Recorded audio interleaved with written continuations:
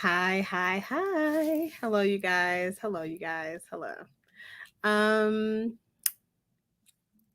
Welcome to Life Discussions with Dr. Jefferson. I am super happy to have you guys here. Decided to kind of do this on a whim. But I do feel like it's a really important conversation for us to have. And we're going to have several conversations around accountability. I want to start off with the general conversation, readdressing the topic of Bill Cosby and some of the things that I already kind of spoke to, but I want to do a more in depth review today um, because I want to address some of the concerns that Bill Cosby now has as a result of him being in prison. So the reality is this: there are so many levels to us looking at this thing. Okay, we could easily say that there is a gross, undercarriage of justice being served now because he's been released, and there are people out here who have been sexually assaulted by this guy, and these people no longer have the protections that they felt they had due to him being incarcerated. We could say that, okay? Or we could say Bill's imprisonment gave us an opportunity as people, as a collective, to have a more intimate look at what it looks like for people to be in prison who don't necessarily have the resources that Bill has.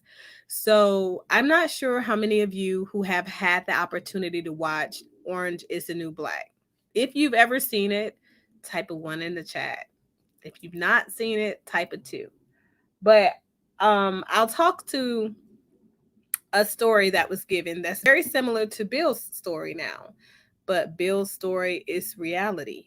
Um, and I feel like there were several things that were mentioned over the course of this show being aired for the length of a couple of years, where it was aired on Netflix or whatever. I think it is a Netflix original, right?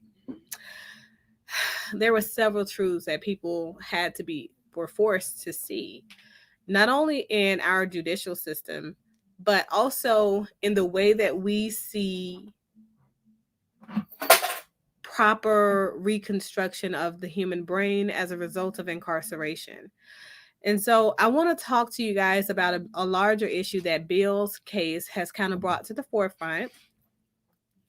But first, of course, I'm going to play a little bit of a video for you guys so you can, see old Bill's what he's up to, what he's doing on his first day out, and how he feels about his experience. And I feel like this is really important for us to get into because he does address the larger issue at hand. And I think that his incarceration means a lot for us. I think his incarceration had a larger purpose in the grand scheme of things when it comes to the Black community, right? And you guys know that my channel is about accountability measures across the board as it relates to things that affect the Black and brown melanated people, right? So there is an argument that often comes up in conversation whenever you're talking to a Black person about the means or the ways that they can improve the condition of the Black experience. You'll hear Black people say, well, what about mass incarceration? Like, we're targeted, we're locked up, we're going to jail for longer periods of time as compared to other people of other races who commit the same crimes. We hear all of these kinds of things, but I don't think that we really have a really fluid understanding of the prison system, judicial system, and Department of Corrections in general, or even the process, right? So I'm going to have a pretty lengthy discussion with you guys today about that. I'm going to bring up some stats. These are recent stats within the last year. Um, Stats collected while this guy was collecting the information, right? That we're gonna see he talks about. But so I'm gonna switch up screens and I'm gonna share the screen with the video for you lovely people. And don't be weird out there. Say hi. Don't, just be watching the show and looking at me and don't want to say anything to me. Don't be a creep. Don't. Okay. So let's check out what old Bill has to say here. about him being out getting his favorite pizza. It's just interesting because I wanted some pizza. I'm still craving some. Can I get some pizza? Shocking release. While the world's press looked on, Cosby's right-hand man, Andrew Wyatt, opened the gates of Cosby's estate near Philadelphia for this exclusive look at what Cosby is doing on his first full day of freedom. He wanted his favorite pizza. I went to Zio's, downtown Philly, got him a crunchy, fresh basil, mozzarella, extra sauce, and extra crispy. And he had his favorite breakfast this morning, eggs scrambled hard, potatoes, and sausages. Wow. He revealed that Cosby had to relearn the layout of the mansion. So before they go into that, I want to know how many of you knew that Bill Cosby is blind. He can't see at all. Anybody? Anybody knew that already? Guy's fucking blind, dude. He can't even see. What's the purpose in having him locked up? But let's go ahead. Is he completely blind now, or can he see a little bit? Can't see at all. He went blind probably 6-7 years ago due to glaucoma. And this is Cosby lounging on his comfortable bed after over 2 years in a prison cell. Bill Cosby is in the kitchen right behind us on his first full day of freedom. The question now is, what does the future hold for the man once known as America's dad? There are still those accusers out there. They see him as someone who got away with a lot. No, they tried to get away with a lot, and then it didn't work. They tried to get away with fantastical stories. Cosby also spoke out in a call to a Philadelphia radio station. This is not just. So before I let you guys hear what Cosby had to say in its entirety, I want to ask you guys this. How many of you, in looking at Bill Cosby going to jail, how many of you said, "Hey, Jeff, how are you?" How many of you said, "You know what? Like, this doesn't sit right with me"? Who said that in the beginning? Not about the crimes in and of themselves, but the time that it took in order for people to come forward and say, hey, this person did XYZ to me. As a result, I'm, suffering this particular trauma or whatever, and I want to prosecute this person for doing these things to me. How many people had some questions before he went to trial, even about what was happening, what that process looked like for the prosecutor? I mentioned to you guys, because several people were like, oh, well, it's just a technicality. I mentioned to you guys that his attorney was good because his attorney knew from the beginning of this trial that he would be released. I told you guys this because I know a lot about the ins and outs of the way legal situations work and how they play out. So when you represent a case, you have to know what it will look like if this person loses this case. What do they have to lose? His attorney was very comfortable over the course of this case playing out in court in his public display, his public speeches and things like that. He was never bothered, period. You want to know why? He already knew that there was agreement that was being violated, and we need this conviction in order for us to say, hey, there was a gross miscarriage of justice in this case. Let my client go. He had a good attorney, you guys. Okay. Let's get into this. Let's get into the larger argument, the larger issue. Let's get into what Mr. Cosby is focused on as a result of him being released. And I think this is really important because it speaks to a larger issue in our prison system.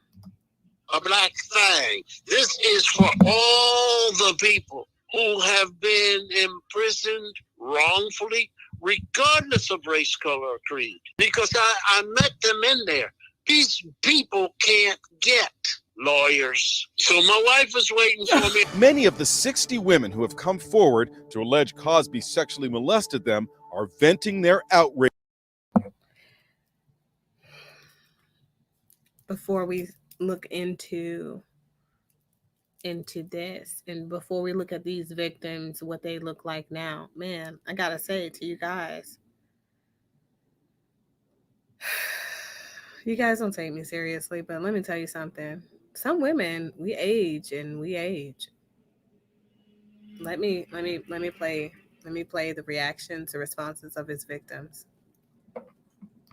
Rage Today. Journalist Joan Tarshis says Cosby raped her when she was 19. It's going to discourage people from coming out in public because, if he got let out, then what's the point? Patricia Stoyer says Cosby drugged and raped her when she was an aspiring singer in the 1970s. I'm angry that the court system is skewed in such a way that wealthy and powerful people, particularly men, are advantaged over women. The Pennsylvania Supreme Court released Cosby after ruling that prosecutors had reneged on a promise by former DA Bruce Castor not to prosecute him in return for his deposition in a civil case. Today, I spoke to Castor, best known for defending Donald Trump at the second impeachment trial. Do you think you made a mistake in not charging Bill Cosby initially? If I thought I could have convicted Bill Cosby in 2005, I'd have arrested him and prosecuted him personally. I can tell when there's not enough evidence to win a case, and we didn't have it. Hot bench judge Tanya Acker says Cosby has not been exonerated. It's not an exoneration. What the court yesterday found was that the process wasn't fair. Cosby flew to Massachusetts today to be reunited with his wife Camille at his 21-acre estate near Springfield, where she has been living.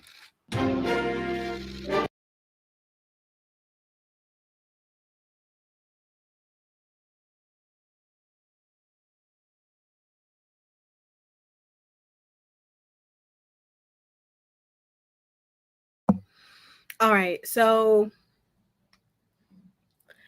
what are you guys' thoughts? I'm playing a couple of slides here for you. I want you guys to give me your thoughts on what you see before you.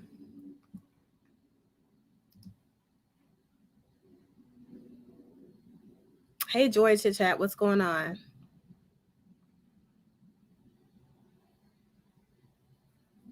So let's talk about this. Let's get into this discussion because this is a really big one. And I feel like the more we know, the more we grow. I'm all about education, insight, elevation. And I can't elevate you if you're not here for the lesson. Okay. Everything in life happens for a reason. Sometimes we say to ourselves, like, Black people are disparately, locked up, blah, blah, blah. We say a lot of those things. And to be honest with you, there are a lot of Black people that are locked up. Why? What did you guys hear Bill Cosby say was his primary concern? Bill Cosby got a chance to see what the prison,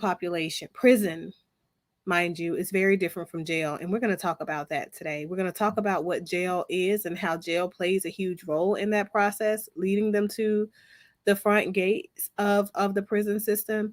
And we're going to talk about what impacts the Black community as a result of having these people locked up, whether they're locked up for offenses that they did commit or they're locked up for offenses that they did not commit and they were improperly or without just cause imprisoned. Okay, so let's talk about this. Okay, when we say most people in jail are only in jail because it's before their actual trial, before they go and they get their case heard, blah, blah, blah. When we say that, can that really be true, right? How much of the mass incarceration numbers, how much of these numbers that we're about to really delve into play a huge role in the war on drugs? Because the war on drugs is what we associate as Blacks, as being responsible for the mass incarcerations, disparate conditions of incarceration of Black and brown people. Raise your hand if you think it's something different.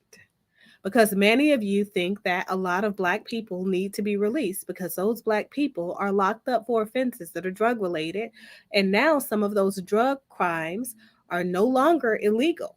You guys are like, well, let my cousin out because weed's no longer illegal. Selling weed on the corner is still illegal. I just want to make sure that I put that out there. Okay. Possession charges, however, is a little bit questionable at this point in certain areas, because certain areas it is okay for you to have a little weed on you and be smoking a little weed, but it's not okay for you to be selling it. So some of those, the most of those people would still be locked up. I'm just going to be just straight with you, straight lace. Okay. So, now the report that we're going to look at today offers all the clarity that we need to be able to say, where are the perceptions of the disparate numbers in system confinement coming from? Okay. The American criminal justice system holds almost 2.3 million people. 2.3 million people in 1,833 state prisons. There was a conversation that I happened to be a part of on one of the panels. I can't really remember whose it was, if it was Moneyboy Trey's or if it was the official urban therapist, but I do believe it was one of those, but it was earlier, maybe in last week, possibly even Friday. But one of the persons on that particular panel mentioned something about they felt like Black people are being targeted because lawmakers and state legislators and things like that, the Senate, they're focused on building more prisons. And the reality is, did you guys hear the numbers that I just said? Okay. The reality is crime rate is rising. If the crime rate is rising, then people have to go somewhere, right, to be in prison. Do we want our prison system to not be representative of comfort for the prisoners, for one? I guess that's the way to look at it. But also another question is, are we having so many people commit heinous crimes or minor crimes, but anyway, they're going to prison and there is not enough room to properly house them? The other piece is we don't really think about how often it is that once a person is in trouble and they go to prison, that now that they've gone to prison, had exposure to other prisoners, possibly, other prisoners who commit higher crimes, right? Now, these people have a high propensity to elevate their game and now commit other crimes because they feel like they've gotten the game while they were inside from a person who got away with it, but then just slipped up because of a minor flaw in the plan, right? So let's talk about what we see in this initial report. On the big picture that we're looking at, it shows how many people are currently incarcerated. And when I say currently, this is the data that was pieced together at the end of last year. But, hey, it's within 7 months. So it's still pretty recent. So the big picture view allows us to kind of see some of the things that are the most important drivers of mass incarceration and identify important but often ignored systems of confinement. The detailed views bring these overlooked systems to light, from immigration, detention, to civil commitment and youth confinement as well. So we can see all of this in this one picture here, okay? So we're going to break this thing down. How many people do you see in state prisons?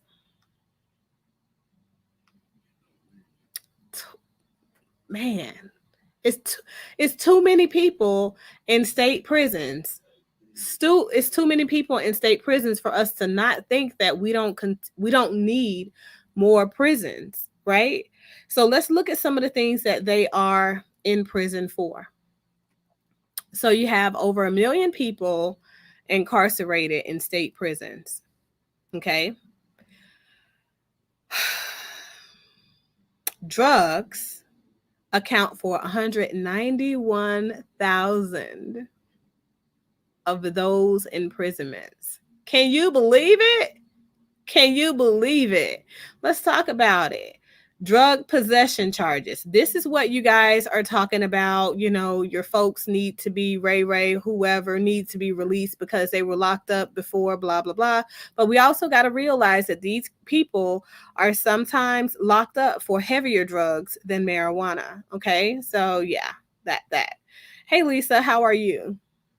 We're getting into the nooks and crannies of the discussion around imprisonment and that wonderful lie that we've told ourselves about the disparate conditions in prisons and Black folks being in prison today. We're looking at the numbers. So let's look at these drug charges. 45,000 of these folks that are locked up, and representative of that 191,000 folks, are locked up for drug possessions. Now, that's not just Black people. Just let you know. Nope. Not just Black people. It's kind of all of them. It's not a whole lot of people, folks. Okay. Other drug offenses, when we think about like those ones that they definitely ain't getting out for, selling those drugs, trafficking those drugs and things like that, those crimes, they represent 145,000 of them. So oftentimes we say that Black people don't have the means. I hear these, even regardless of what I have showed you guys, the father that bought drugs into the community, to the Black community, and he professed so himself. Number one man of accountability, done his time, and now recently was released. I showed you guys this video. Okay. And hey, Faith, how are you? And y'all, some of you are still thinking, okay, well, you know what? The CIA dropped drugs in our community. It's a white person, whole white person did it. No Black people are responsible. So that would mean that we're not a part of those larger drug offenses because we ain't got the means. We don't have the money. We're not doing none of that. It's not us, even though that's a lie. Okay. So let's look at, other issues here. Weapons charges, because we know that some of the offenses where people are locked up for drug charges, weapons charges do kind of go hand in hand. That's what we see up here at the top. Okay. Right before we get to that orange, you see the weapons charges up there. So that's 55,000 people out of 153,000 people. I mean, it's still not the most people, locked up under public orders or whatever, but it's a large amount of them. So we'll go ahead, we'll give you that. Okay, so that's another 55,000 folks. We already said, okay, the vast majority of these drug possession charges are Black folks because that's just what we think, and we don't think it's any of these other higher drug offenses or whatever. So we're just gonna say, what number do you want to say is Black people? Because we have that, and we'll get to those particulars on other charts. But whatever number you want to assign responsibility or accountability for the Black community for, go ahead, give that number in the larger scale of things. Okay. Driving under the influence. Man, could you believe that there are 25,000 people who are in prison, not jail, but in prison for driving under the influence? Man. Whew. Good God. By the way, driving under the influence also means that you're driving under the influence of marijuana. So there's that. It counts too. Sorry. But so I guess that could be associated with disparate numbers for Blacks. If you guys want to attribute that, let's go ahead and do that, just because we're trying to make this number go up. Okay, so burglary charges. Who thinks that the burglaries has a large amount to do with Black and brown people? Are we the one doing all these burglaries that lead to prison time, or is it some other population? Maybe equal. Yeah.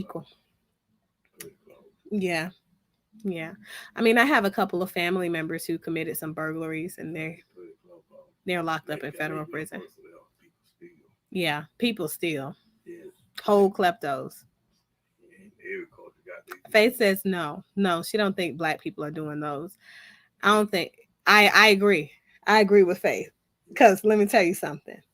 When it comes to the large burglary charges that get you locked up in a federal prison, because these are the state prison facilities are typically housing some of those a large amount of those federal prison inmates, which is why that number is small. And we're going to talk about that as well when we get over there. But when you talk about the risk associated with that, sometimes people are like, yeah, I'm not Black people. I'm like, how much we stealing? What's the guarantee that we're going to get away? Right, right. Black people are smart. Criminals, maybe. Smart criminals for the most part. Yeah. Okay. So, but when we look at this theft charge at 44,000 people that are, you know, in state prisons, incarcerated, that might be us. The wheels off the car. That's the car theft, though. We got car theft in another realm. That's 10,000. I agree with that one. So how many of you feel like the theft, 44,000, is highly representative of Black people? Oh, he's Trey, can you hear him? I don't know if you guys can hear him or not because he's a little far from me. He's saying hey to you though. But so yeah. So the theft charge, who wants to say that attributes to largely to the Black community? Black and brown folks are the ones locked up for this. Who wants to say that? Type a 1 in the chat if it's a Black and brown community issue. Okay, so yeah, he can hear you. Okay, so car theft. 10,000. You think so? Car theft. Stealing the whole car? Stripping the whole thing down. Okay, we're gonna take that.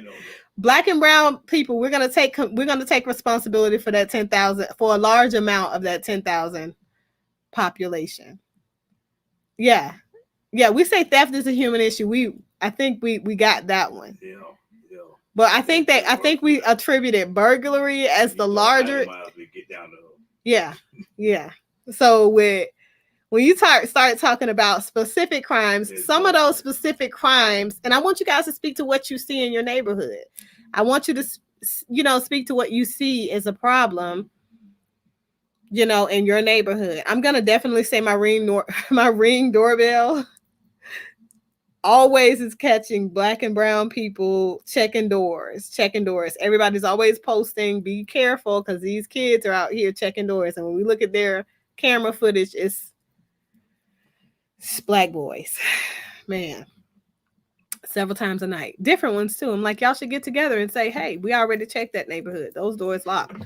Like, I don't know. You got to get smarter, okay? So other property, that's going to be damage to people's property and things like that. How many people think that that's representative of the Black and brown community for the vast majority? You think it's a small percentage of Black and brown folks? The looting?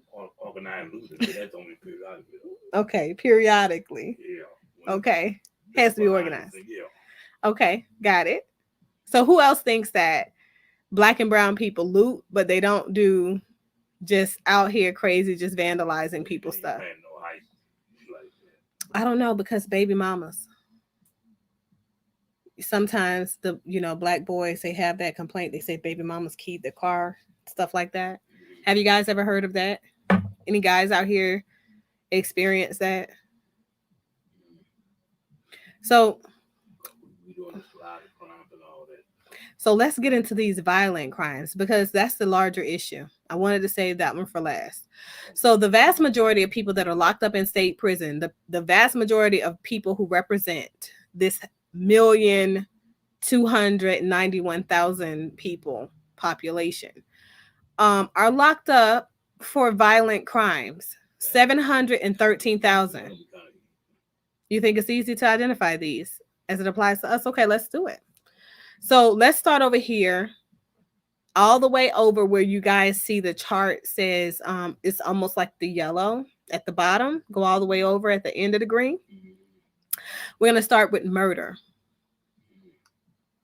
That's 183,000. Can you guys see that number? I'm going to make sure I make it clear for you guys. I'm going to read the numbers out. So it's 183,000 people locked up in a state prison as a result of murdering someone or being prosecuted and found guilty of it. Now, Although I'm going to ask you how many people think that this is representative of the Black and brown community members being a part of this population that's locked up for murder. I'm going to also say we are a community that for the vast majority of the time, we're definitely not getting down first. We're not telling on nobody that's committing murders. So with that being said, I do not think this population is highly representative of the Black and brown community. Because what you just said, we're not, but some of them ain't turned in. Exactly. Most of them on the street, all the way. Yeah. Now, when we talk about manslaughter charges, we start to get a little bit where things start to get a little, you know, it's messy.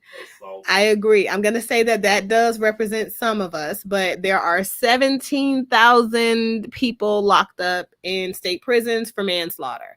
This will include the population of people who have been locked up as a result of fighting someone and it led to their death, and things like that. He said, Money Boy says we do robberies and break-ins. No, you mean we get caught for? Because we do these murders too. I'm just not attributing that to a high population of Blacks because Black people don't tell. So for the vast majority of the people murdered,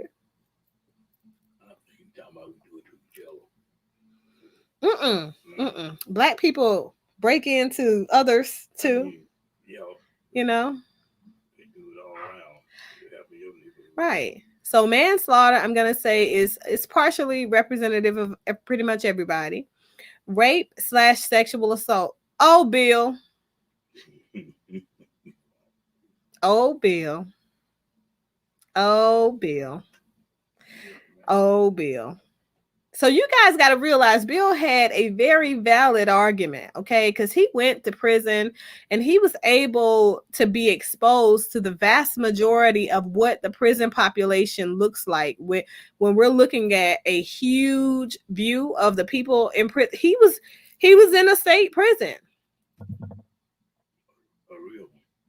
Right. So when he made his statement, he was valid in his statement because after having several conversations with those people, he learned a lot about those people and their representation or lack thereof, their trust or lack thereof in a judicial system that is typically known for being against folks, not people of color, because he didn't say that. Notice that was not a point of contention. Why? Because his ass is blind. But no, it wasn't because he's blind, but it's because he could easily ask them if they're Black or white or Hispanic or whatever. But he said all people because he was exposed to a large amount of folks that are in there that didn't have proper legal representation. And that the vast majority of the people that were locked up in that state prison were not Black. Truth. Man. It's hard. Super hard. But Bill, you were a part of that 165,000 people. And maybe they have you on, what do you call it? Rotation now.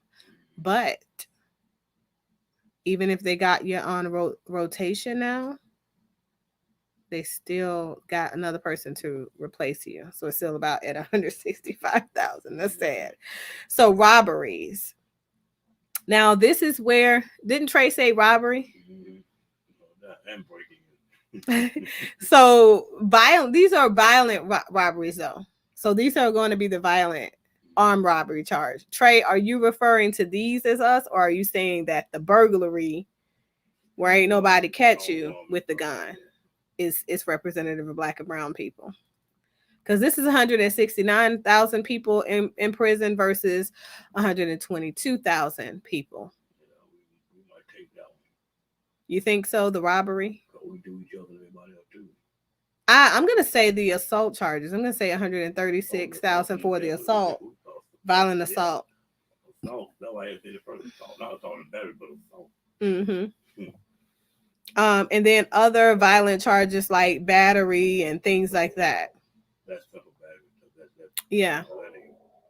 That kind of be 50-50. I wonder, do terroristic threats fall under this one?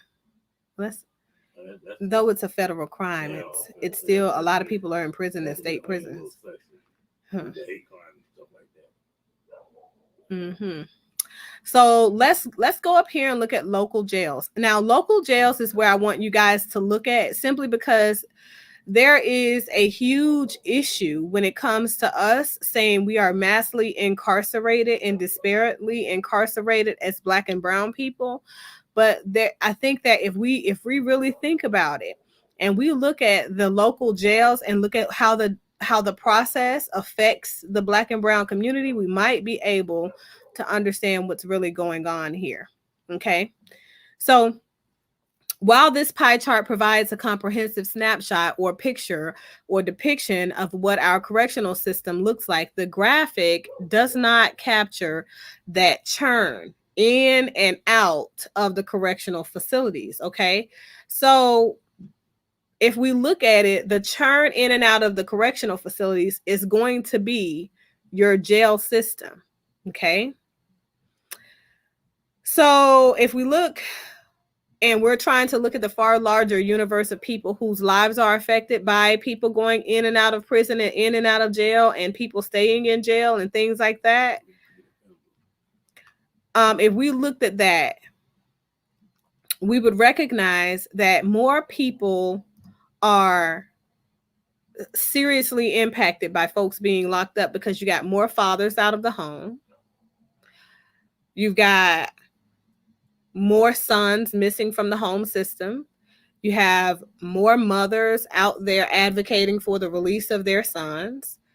You have more people on the street that are supposed to be locked up, but that other person is locked up for this crime that they committed, right?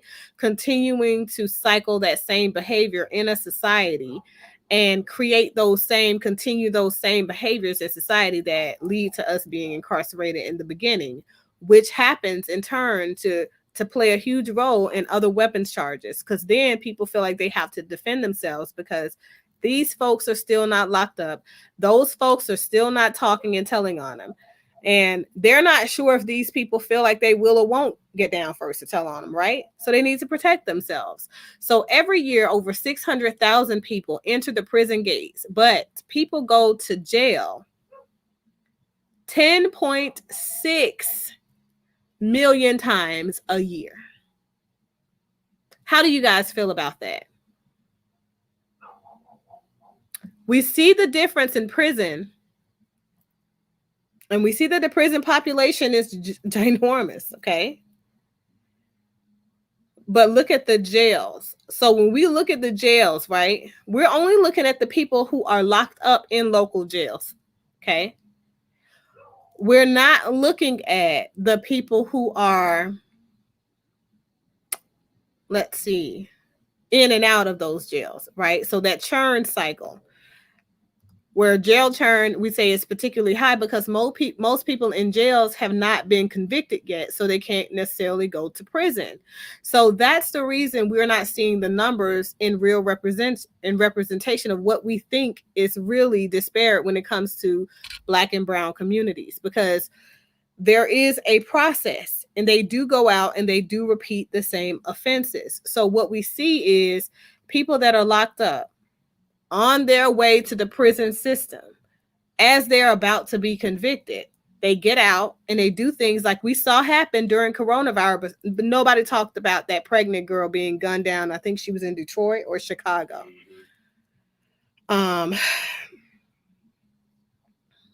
Terrible. Young pregnant woman gunned down, and this is while the person that she was supposed to be testifying against was on trial but out on bond. And they murdered her before her day of testimony.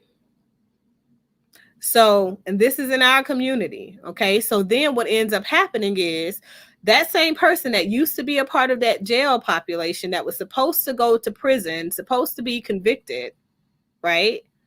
That person is now out. And that person is now free. So that person now does not account for Black people being in prison, okay? So how do we feel about every year 600,000 people entering the prison system? However, 10 million times a year somebody's going to jail. And to be honest with you guys, that's not us. So let's get deep down into this conversation.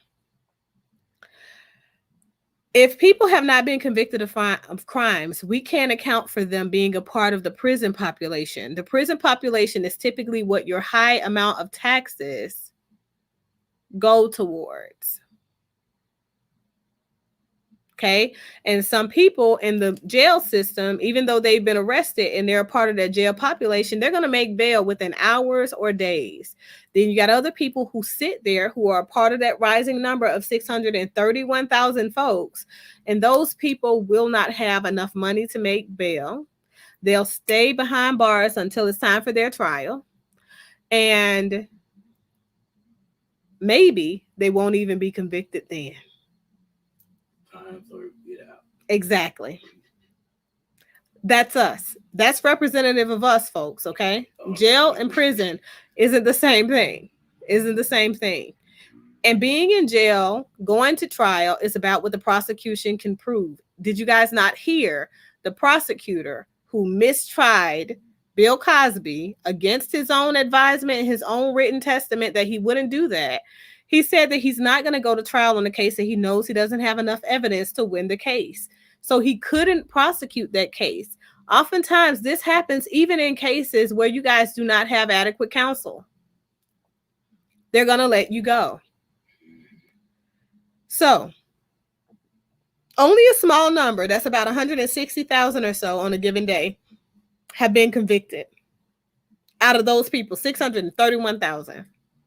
Isn't that crazy?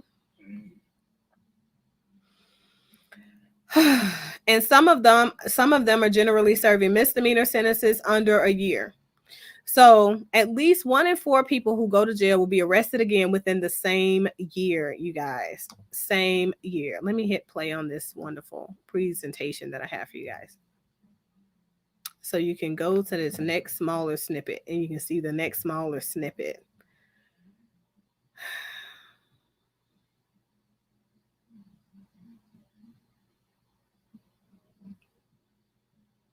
So we're going to go back to the bigger picture and we're going to talk about pretrial detention. Okay. So if we're looking at the number of folks in this local jail, right? That's 631,000 population. Over 555,000 of those people who are locked up haven't even been convicted or sentenced, because many of them are detained in local jails because they can't afford to pay bail amounts that are meant to secure their release. The median bail amount for the felonies is going to be about $10,000, which represents about 8 months income for a typical person detained. So they can't pay bail. Okay. Youth offenders are about 16,000. Yeah, about 16,000 of them are incarcerated. That's going to be your smaller purple before we get to that very thin blue line. And the thin blue line is people who are incarcerated waiting for a psychiatric evaluation or treatment.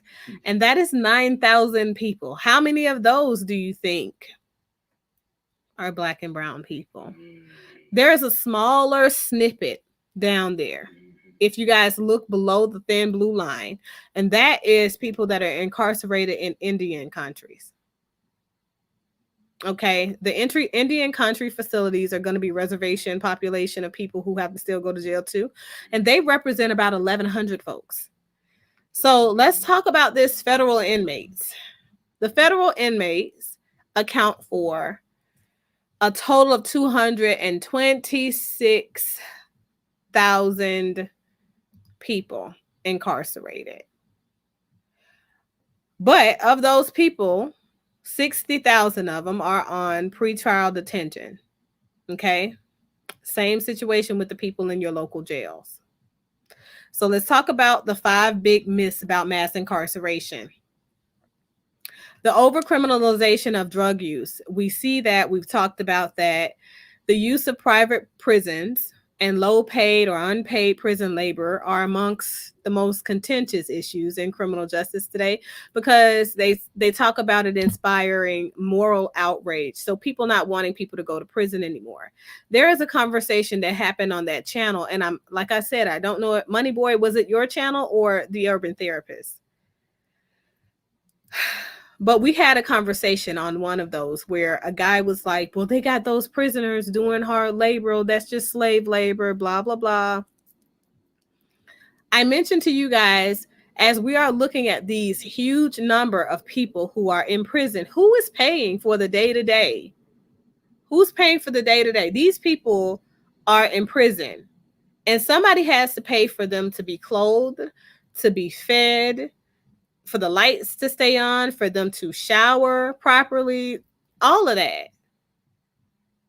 Somebody has to pay for that. Who's paying for it? The conversation is that more prisons are being built, but if we can't control the crime, right? If we know that we have people in SEG population, SEG, by the way, are the people who are incarcerated on death row, max incarceration and on death row. I work with those at the diagnostic prison here. But those people have to, and they have all of their provisions, medical care taken care of and everything. So who's paying for this? How do you think that those people can work off what they would be paying had they been paying for all of these things? A large amount of population of people in America don't even have adequate medical care, even with Obamacare being out there and federal government paid or sponsored Medicaid. And a lot of regular lay people don't even have access to medical care, but prisoners do. So what are we saying when we say, well, you know what, it's better for the government to use and pay other people out here to do these jobs at a higher rate? You have a government that's already in a deficit. So if you're in the middle of a pandemic, it makes sense to use lower cost wage workers, which are prisoners,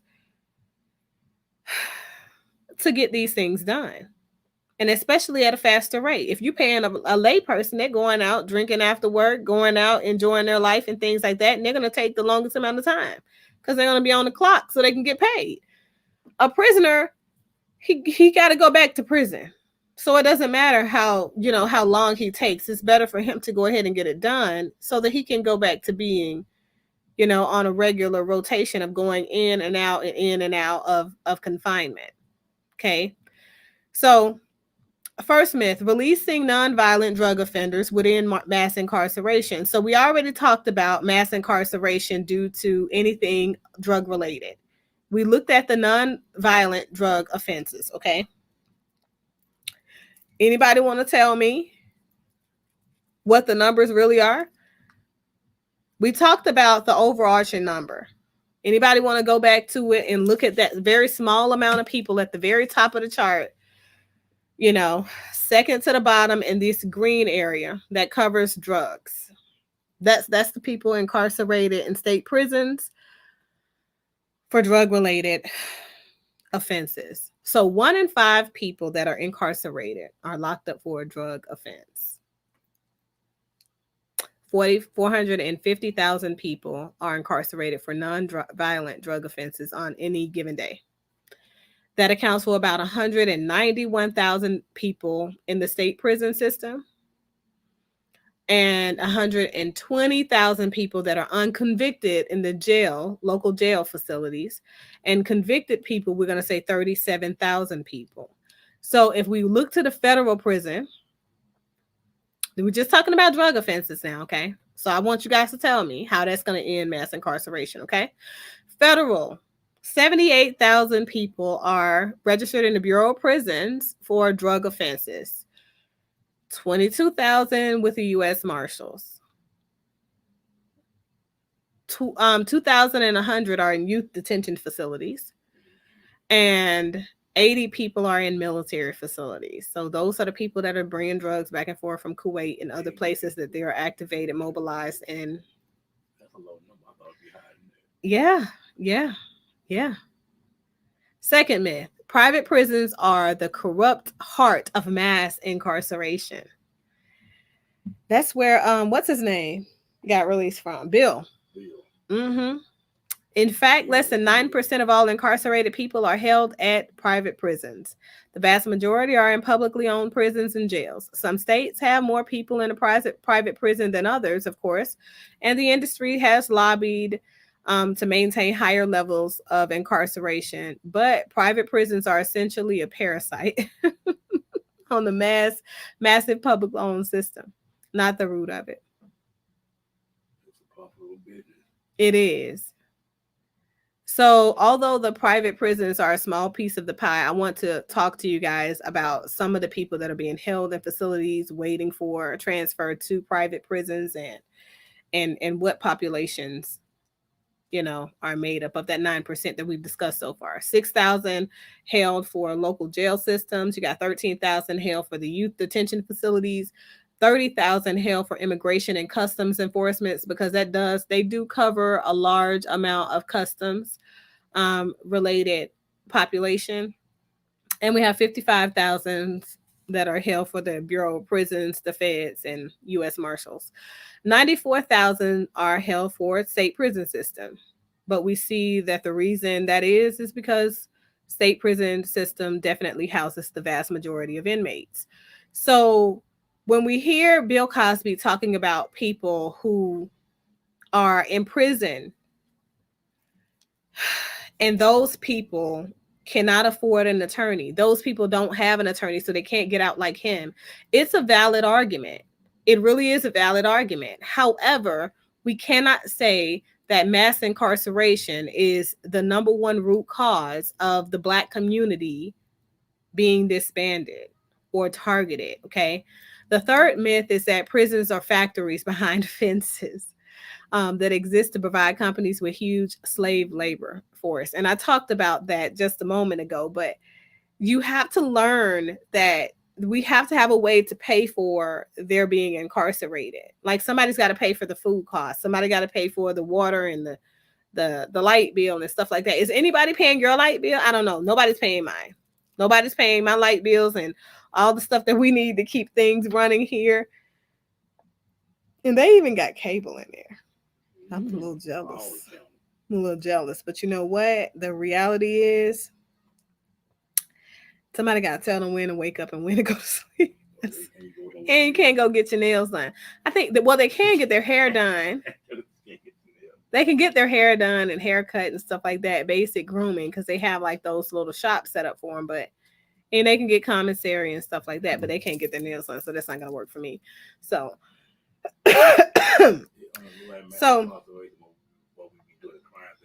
exactly. Exactly. With our numbers, where we're typically responsible for being incarcerated, not crimes, but where we're actually being locked up in the Black and brown communities, this is just not representative of us for the large, vast majority of folks. But forcing people to work for low to no pay and no benefits allows the prisons to shift the cost of incarceration to the incarcerated people versus the free people that are behind here in the scenes and stuff in the shuffle trying to pay through their taxes, right? So the fourth myth is that people in prison for violent or sexual crimes are too dangerous to be released. Yes, no. Recidivism data says that the vast majority of people who become incarcerated, believe it or not, people, believe it or not, even for sexual crimes. Now, you do have a couple of folks that are in there complete sociopathic, but the vast majority of people who are, you know, confined indefinitely or long-term confinement, the vast majority of them people, they get in there and they do their time and they do a lot of reading and, you know, they change their perspectives, literally. And I know it's hard when, especially when you're thinking about sexual crimes, especially those committed against kids, because I'm a person who has provided services for people who are have been incarcerated for sexual crimes against children. And one of the most challenging things that I think I've ever done in my career is work with people who were sex offenders that was convicted of actually harming either their own children or stepchildren or children in the family. You know what I'm saying? So not just we were both 15, but those crimes. That was some of the most challenging work that I have ever done. And I will say,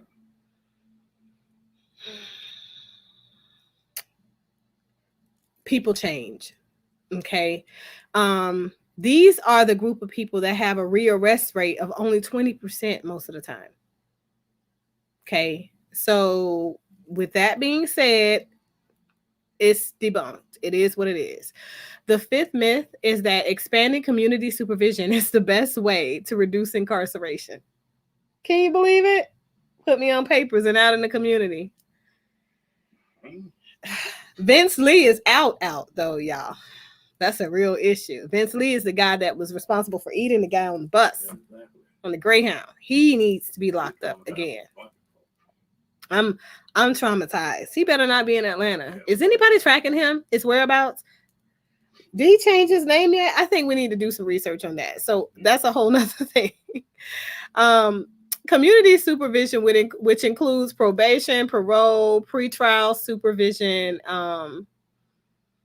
It's often seen as a lenient policy, okay, for punishment, and it's an ideal alternative, but it's more expensive, people. It is. It's a lot of people prefer to just be locked up because they don't have the kind of money, and they already are going to have a difficulty maintaining employment after they have been in jail. And then if you pair that in with constant freaking supervision and having a certain time curfew to get home and things like that, it's just a failure to appear, show up with your PO. Exactly. And nobody wants to do community, the Black community. That's not us. So we need to stop lying to ourselves, okay? So technical violations are the main reason for incarcerated people that violate parole and probation. And then they become a part of the re-entering prison system population. They do.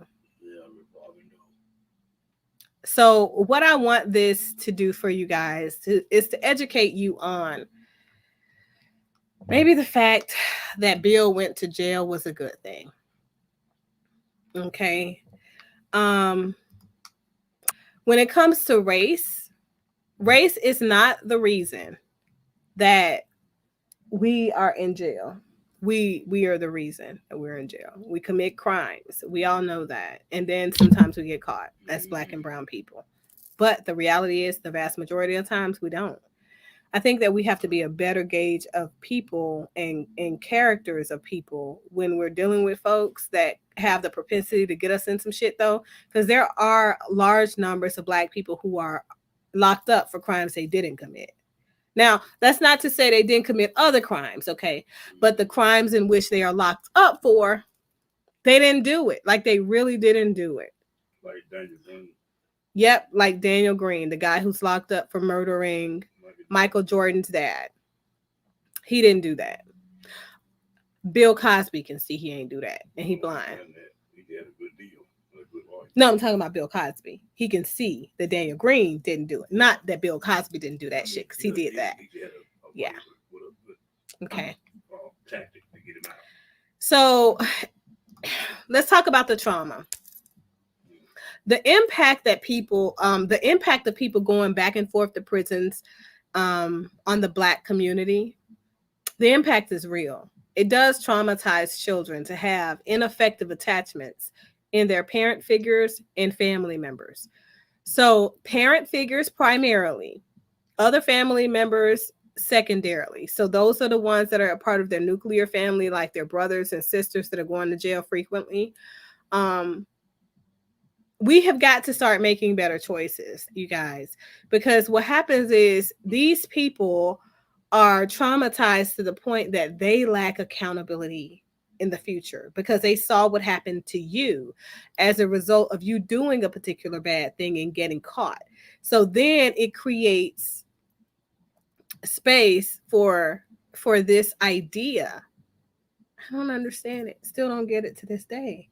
That we don't have to be accountable for our actions. So now it's okay for us to commit these heinous crimes and we shouldn't go to jail. So let's try to make better choices. Let's try to look at the facts around this particular information, and let's try to reshape, reframe our thoughts, our behaviors, our responses to people in police authority. And let's just not do the things that lead to police interaction in the first place. Let's just not do that. Right. Man, therapy works, folks. Therapy works. So get yourself a good therapist. If you find yourself constantly on the fence about breaking the law, find yourself a good therapist. Talk about your ideals around what it is that you're doing.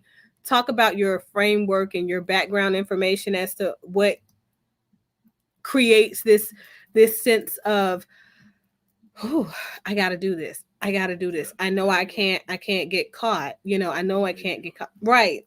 But kleptos are a different thing. My heart goes out to the kleptos out there. That's hard. They really cannot help themselves. They're like a magnet for shit. Okay. Even if when you talk about crime of opportunity, they are poster people for crimes of opportunity. They can't even help in it. They're gonna take everything like, oh, how you doing, Dr. Jefferson? Girl, yes, I'm gonna tell you about what was going on the other day. I'm like, damn, where'd my pen go? Right? I don't know. But you know what? I'll see you tomorrow. I'm just gonna see you tomorrow. I need to go ahead, bill me for today. Bill you for today. Do you know how expensive it is to see me? And then you want me to bill you the full amount for your session? You're not gonna get it, and all you took is a pen? Literally, that's the mindset of a klepto. They can't help it, but they definitely want to avoid prosecution for taking the things that they do take. And they're like, I don't know who that's an honest answer, but they got to get the hell out of the way before they get caught too.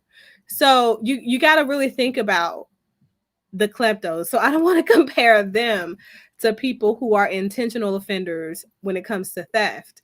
But if we make better decisions, if we really think out, okay, how is this going to be productive for me if I get caught? I think that if we put if I get caught, what does this mean for me before the things that we do? I think we wouldn't do the vast majority of the things that we do and end up incarcerated for. So I don't know.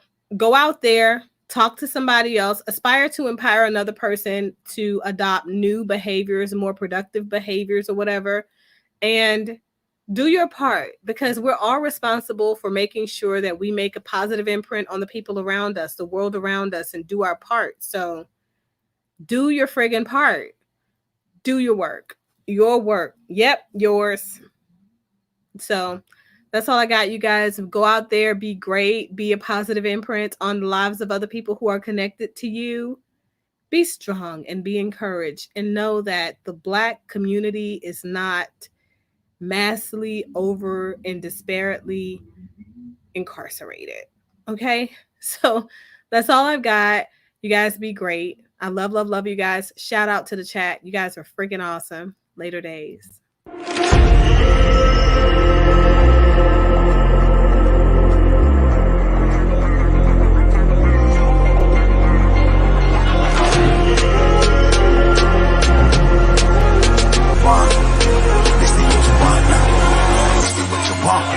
Who alive can't put me in a box. I redefine any definition you got. I am the tiger, I'm making steps to the top. The flames, I whip it up, you just gotta hand me the rock. Take a seat, you cannot stand it. All I know, the flow harder than a Scotch bunny. Don't try studying me, you cannot manage. This ain't what you want, bitch, I'm a fucking phenomenon.